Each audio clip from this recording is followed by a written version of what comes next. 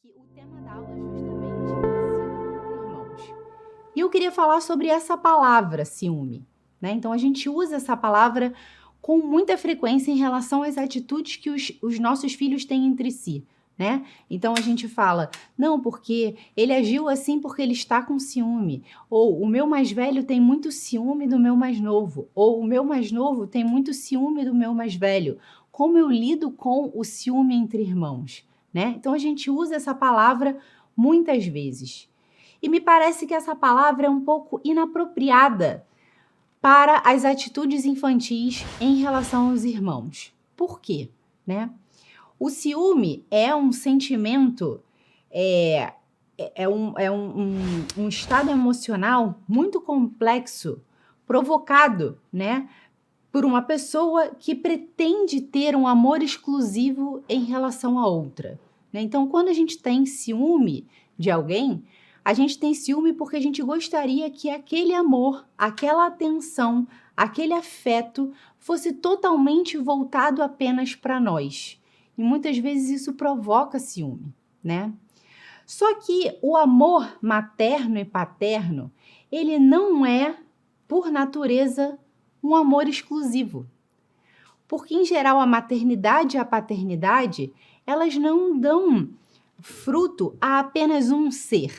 Elas dão fruto, em geral, a mais de uma pessoa. E o pai e a mãe precisam necessariamente conseguir fazer com que o seu amor seja tanto que ele seja fecundo, tão fecundo que ele seja capaz de transbordar para várias vidas. Então, não é próprio do amor materno e paterno ser exclusivo. Embora a gente ame os nossos filhos de maneira exclusiva, ou seja, eu amo o meu mais velho, o Ítalo, de uma maneira única. Eu amo o Antônio de uma maneira única.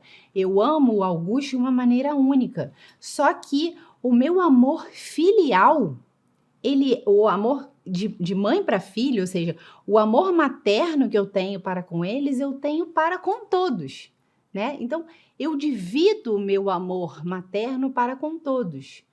Óbvio que isso não se trata de algo que eu pego e que eu vou dividindo, porque a gente, como mãe, sabe que à medida que a gente vai tendo mais filhos, a impressão que as pessoas têm é que o nosso amor divide, né? Então, que a gente vai dar menos atenção para cada um dos filhos.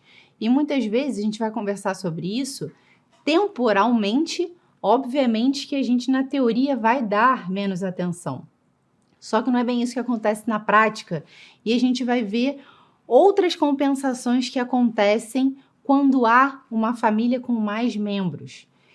Então, embora a gente de fato divida esse amor, na verdade, ele é um amor que ele cresce, né? O amor materno, ele cresce, a gente cresce em sabedoria e a gente consegue dar um amor, de certa maneira, exclusivo, mas ao mesmo tempo ele não é exclusivo, porque ele não é único. Ou seja, ele não é de uma pessoa para outra apenas, né? Eu, enquanto mãe, eu preciso dividir a minha atenção, embora ela seja individualizada, embora ela seja personalizada, eu sou uma pessoa só, o meu marido é uma pessoa só, e ele precisa dividir esse amor maternal com várias pessoas.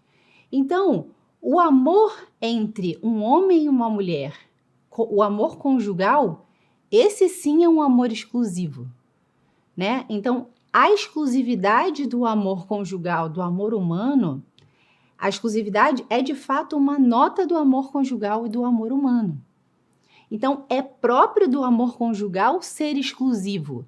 Não é próprio do amor maternal e paterno ser exclusivo, né? Então, o amor esponsal, o amor entre um marido e uma mulher, o amor conjugal, ele tem várias notas. Então, ele é um amor que é plenamente humano, ou seja, ele envolve alma e corpo. Ele é um amor total, ou seja, é um amor que ele precisa ser sem reservas indevidas, que ele precisa não fazer cálculos egoístas para existir. É necessário dar um total dom de si. Ele é um amor fiel, E a fidelidade é justamente o amor no tempo. Ou seja, ele é um amor que ele se faz todos os dias através de atitudes concretas. Ou seja, ele não é simplesmente uma declaração que eu fiz antes do casamento ou simplesmente uma declaração que eu fiz perante a sociedade e a igreja em relação ao meu compromisso. Isso sim é muito, só que é necessário que esse amor se renove no tempo, e isso acontece através da fidelidade. E eu não estou falando simplesmente em relação à traição com outra pessoa, mas em relação ao seu dom de si todos os dias, certo? O amor conjugal é um amor fecundo, como eu dizia. Então, ele é destinado a continuar-se. Ele é destinado a ter um poder doador de vida. Isso é próprio do amor humano. E a quinta nota, ou seja, é próprio do amor humano ser exclusivo, para que todo o resto, ou seja, todas as outras notas, ou seja, ser plenamente humano, ser fiel, ser total e ser fecundo, para que isso de fato possa ser possível, é necessário que ele seja exclusivo. Ou seja, é necessário que seja um com uma para sempre. Porque senão o resto não é possível. Eu não posso me doar completamente a várias pessoas. Então, por isso, há um ciúme esponsal, que é um ciúme, como é que eu vou dizer? É um ciúme saudável. Ou seja, é um desejo de que eu sei que se o meu marido não viver essa exclusividade, todo o resto vai cair por terra e toda a sua fecundidade, aquilo que a gente falava sobre sustentar, ser sustento, ser o que sustenta a formação de um novo ser, aquilo vai ter caído por terra. Então, é necessário sim que eu ajude o meu marido a que ele seja exclusivo meu. Então, isso é um ciúme saudável, no sentido de como eu posso ajudá-lo a ter atitudes na vida dele que ajude a que ele seja exclusivamente meu, porque isso vai trazer uma felicidade verdadeira para ele. Então, no entanto, o que acontece? Essa situação de exclusividade, ela não acontece no amor da mãe por um filho. Porque esse amor não é exclusivo. O amor materno e o amor paterno, ele é um amor fecundo. Ou seja, ele dá origem a novas vidas. Ele, de fato, faz-se outra vida. A doação entre um homem e uma mulher, ela é tão grande e tão total. E essa fecundidade, ela é tão frutuosa que ela dá origem a uma nova pessoa. Então, não é esse processo que acontece no sentimento que uma criança tem em relação ao seu irmão, em relação aos pais. Não pode ser assim, certo? Porque o normal é que os pais tenham mais filhos. O mais comum, e se não há um controle dessa natalidade, o mais comum é que essa fecundidade ela se expanda. Então, o amor de uma mãe para com o seu filho não é um amor exclusivo propriamente dito, de um para um. É um amor, embora seja pessoal, individual, ao mesmo tempo é próprio dele se dividir entre outras pessoas. Então, a meu ver, as crianças que recebem um novo irmão, elas estão passando por um processo de desenvolvimento, por um processo de maturidade, que é muito benéfico para a formação do seu caráter. Então, na hora que chega um irmão, elas precisam aprender a lidar com a chegada de uma nova pessoa, a lidar com a chegada, com uma nova situação. Ou seja, ela precisa reajustar quem ela é naquela relação familiar. E isso não é um problema. Isso faz parte. O natural é que seja de fato assim. Então faz parte do amadurecimento das crianças esse processo, tá? Então dizer que uma criança tem ciúme de outra, pelo que eu percebo, pela maneira como os pais em geral falam sobre isso mais ajuda a rotular as ações dos nossos filhos, ou seja, faz com que a gente olhe todas as ações dos nossos filhos por esse prisma.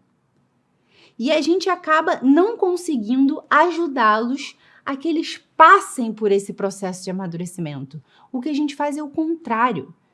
Os pais que estão preocupados com essa situação, preocupados em não permitir que esse ciúme aconteça, eles fazem tudo para que essa criança regrida no seu amadurecimento. E a gente vai ver como é que isso acontece, tá? Então, além disso, algumas atitudes das crianças são atitudes que não são próprias de um sentimento de ciúme. São atitudes próprias do seu próprio desenvolvimento. Então, eu vou dar aqui um exemplo para vocês. Olha só.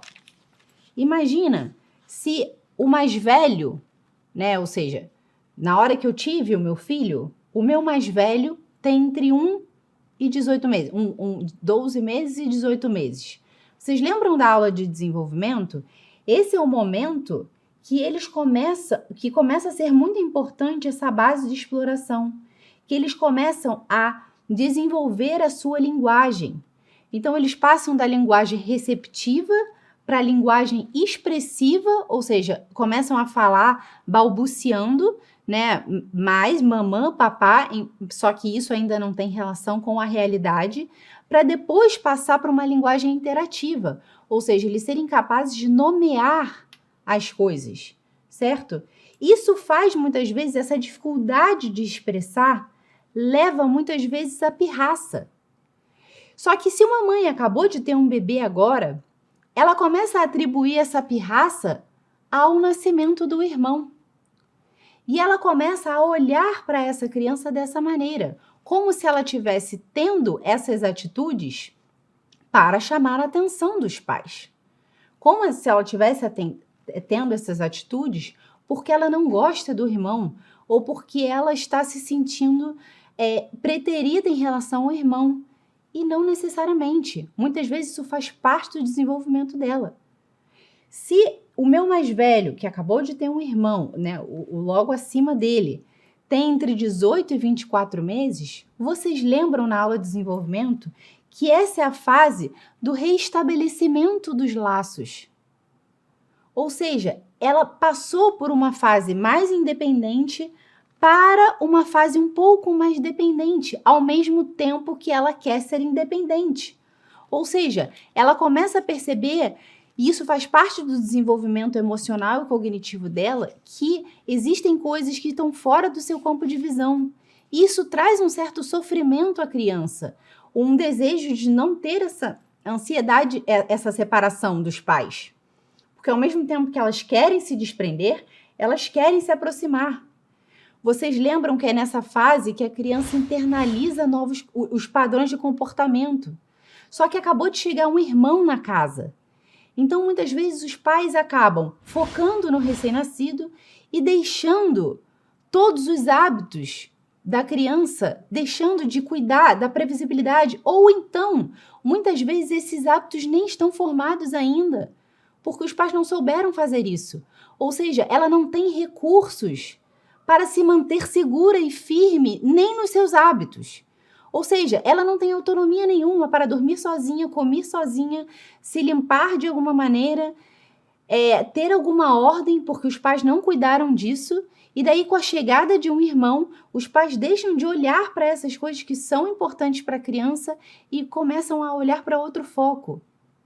Então, não é que ela queira agir com pirraça e com choro, mas ela fica perdida de fato, porque ela não tem uma coisa sólida anterior. Então, se o mais velho...